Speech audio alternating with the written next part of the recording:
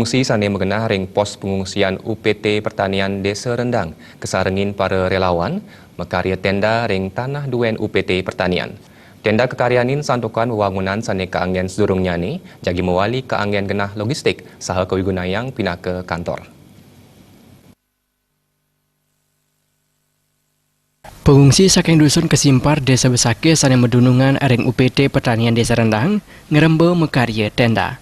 Melakar antuk gesing saha taru sane wenten antuk kerap wiya dinding sumbangan saking PMI.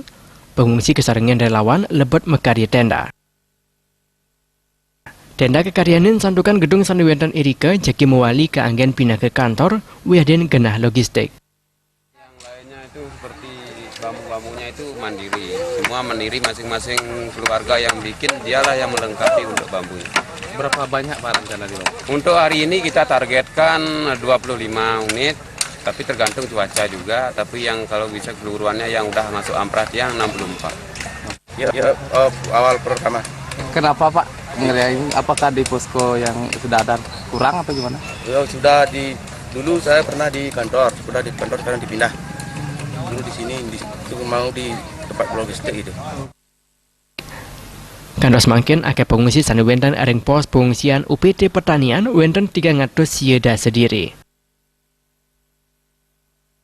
Risampuni dawag puniki wenten letusan priatik pengungsi mawawah malih da sediri. Gargi Tebal TV.